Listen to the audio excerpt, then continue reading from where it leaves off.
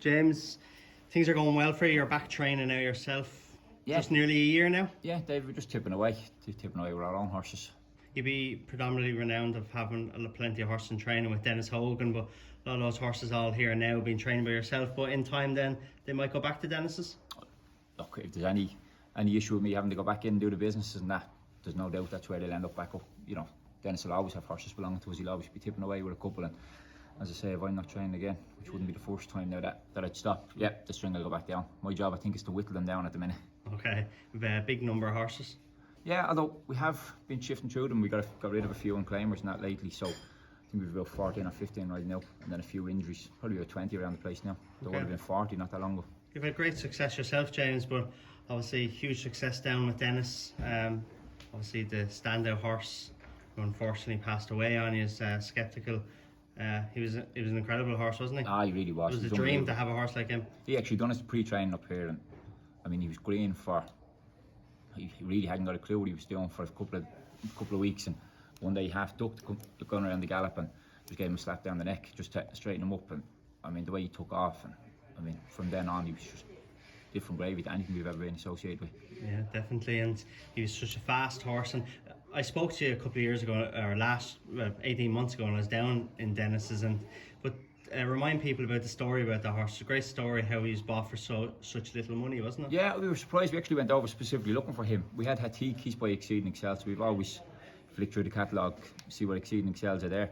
And then, I mean, when you see the mother one at Royal Ascot, and you know, you wouldn't think that you picked them up cheap, but you just never know. So we went, rolled the dice, and as soon as the hammer dropped, I remember my brother Stephen actually said to Dennis, Deja knew Hatik. You know, he was after winning 3 Premier Handicaps at the time. He said Deja knew Hatik, and little did he know he'd have blown him out of the water as well. That's good. And late, especially in the last year or so, there's been a lot of those stories of horses bought for small money, going on to win big races. So it's great. It gives people so much hope, doesn't it? Sure. The smaller men. It means you'll be going to the sales. You don't have to spend fortunes.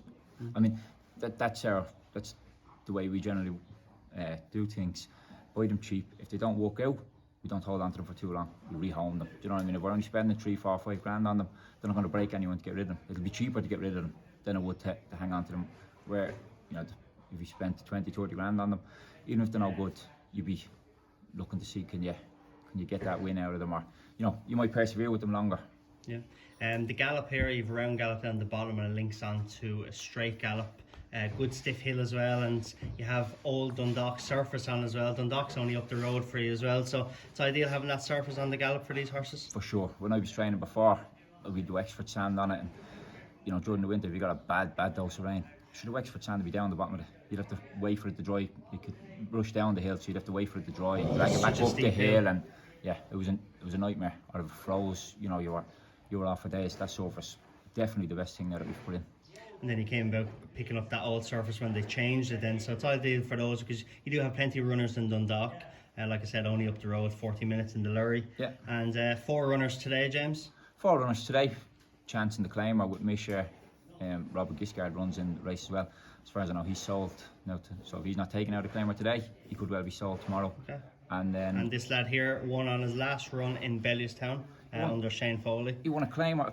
I don't know, people seem to underestimate the Claimers. I mean, I consider Claimers harder to win than not 65, so I would have thought he'd have a fair chance. We've a good young promising £10 Claimer riding tonight, so that's Daniel King. Yeah, he should offset the weight, so I'd definitely be expecting a good one. He's highly recommended as a rider, this young lad, isn't he? Dennis generally has a good eye for him. He snapped up Joey Sheridan fairly quick, and yeah, he's been talking about Daniel 12, 14 months ago, he mentioned him. Good. He's gone up 6 pounds since winning in Bellewstown under Shane, and taking the 10 off today, then it was a no-brainer, obviously. That's exactly it. And I didn't actually think £6 was too bad for him. The conditions of the claiming race and having him in for the 8 grand that he was in for probably meant that he was wrong at the weights, you know. So I thought £6 wasn't too bad. So I mean, taking the £10 off, he's a very straightforward horse. So hopefully he can go up and put up a good show again. Good, some great summer meetings, but obviously the standout one is Galway, only around the corner. You hope to have runners in Galway? Jim Goff, the uncle that owns the yard, he absolutely loves going down. He goes down every year, so anything that's eligible, sure we'll bring down. Run.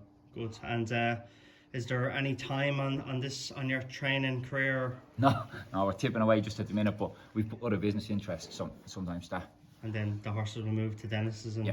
at least you always have here then if you need to do what you're doing. Sure, Anyway. we always tip away doing the pre-training anyway. You know, any injuries and that happen, they'll come back here, so it's a grand setup. You know, Good. In terms of riders, you kind of just use best available, really, don't you? yeah, that's generally the way we're doing it at the minute. So We've many had good great success. riders, so many good claimers as well. That's exactly it. I mean, Dundalk only around the corner now. You know, the winter series again. Only 14 runners. You know, so you're always guaranteed to get good riders. Yeah, absolutely. That's the. Yeah, we're generally using best available at the minute. Good. Well, obviously, when this video goes out, these horses will have ran, James. So Yeah, hopefully I won't look silly then. not at all. But listen, well done with how well you're doing, and very best luck this evening and for the rest of the season. Thanks very much, Davey.